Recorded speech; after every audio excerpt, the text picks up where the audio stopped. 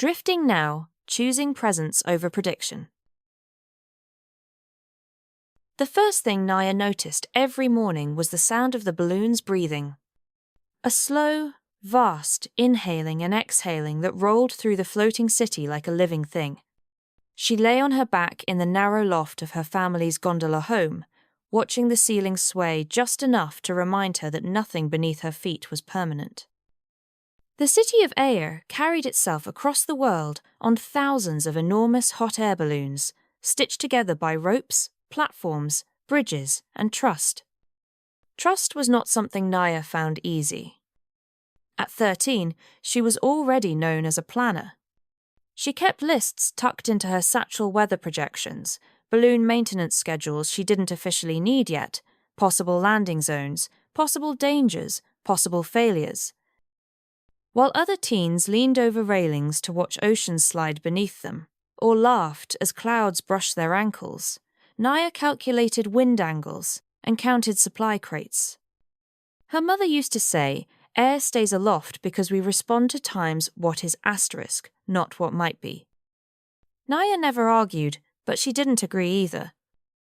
What times might be times mattered. What times could happen times mattered even more. The city drifted today over a vast amber desert, dunes like frozen waves stretching endlessly below.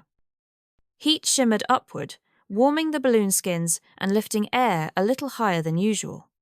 From the central spire, bells chimed softly the signal for routine checks. Naya grabbed her satchel and climbed down the ladder, boots thudding onto the gently swaying deck. Her best friend Iri leaned against the railing nearby, eyes closed, face turned toward the sun. "You're late," Naya said, already pulling out her lists. Iri smiled without opening her eyes. "No, I'm not. I'm exactly here." Naya frowned. "That doesn't even make sense." "It does if you stop running ahead," Iri said lightly, pushing off the railing and floating a step closer as the city rocked. "What's today's worry?" Naya flipped to a page marked with red string. "Thermal updrafts are uneven. If we don't vent balloon cluster 7 at the right time, we'll tilt east. If we tilt east, the southern bridges will strain. Iri held up a hand. "Naya." She pointed outward. "What's actually happening times right now, asterisk?" Naya hesitated. The wind brushed her cheeks. The ropes hummed gently. The city floated, steady and whole. "Nothing," she admitted reluctantly. "Exactly." The value trade-off followed Naya everywhere, though she didn't have words for it yet. On one side was preparedness, safety, control. On the other was presence, ease, trust. She believed she could not have both. Later that day, a summons came from the Upper Rigging Council. Naya's stomach tightened as she climbed the spiral lift toward the highest platform, where the largest balloons tethered air to the sky. The elders stood in a loose circle, robes fluttering softly in the warm air. At the center hovered a translucent map showing wind currents ahead. "We've been observing you," Elder Seema said gently. "You see patterns early. You anticipate outcomes." Naya straightened. "Yes, ma'am. There is a training position opening," Seema continued. "One that would fast-track you into navigation command." Naya's heart leapt and then clenched. Command meant responsibility, authority, constant vigilance. "There is a condition," Seema said. "You must spend the next cycle apprenticed not in planning, but in observation." Naya blinked. "Observation, with no forecasting," another elder added softly. "No projections, no future modelling." The words landed like dropped tools.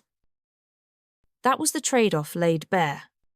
"If I don't," Naya asked, "then the position will go to someone else." That night, Naya couldn't sleep. The balloons breathed above her, steady and unconcerned. She ran scenarios until her chest felt tight. If she chose planning, she might secure her future role. If she chose presence, she risked everything she thought kept air safe. At dawn, she climbed to the quietest platform, where few ever went. Below her, the desert gave way to green, an unexpected stretch of forest appearing beneath the clouds. For once, Naya did not reach for her satchel. She just watched. The city adjusted itself subtly, ropes tightening, vents opening, balloons responding not to prediction, but to time's feedback asterisk. Air wasn't held up by knowing the future. It was held up by responding accurately to the present. Something loosened in her chest. Over the following days, her apprenticeship began. Her task was simple and excruciating. Notice what times is times and report only that. No, if this continues. No, this might lead to. At first, she failed constantly. Her mind raced ahead, filling silence with imagined outcomes. But each time she caught herself, she returned to wind on skin, rope tension, balloon rhythm. Slowly, something surprising happened. The more present she became, the clearer her awareness grew.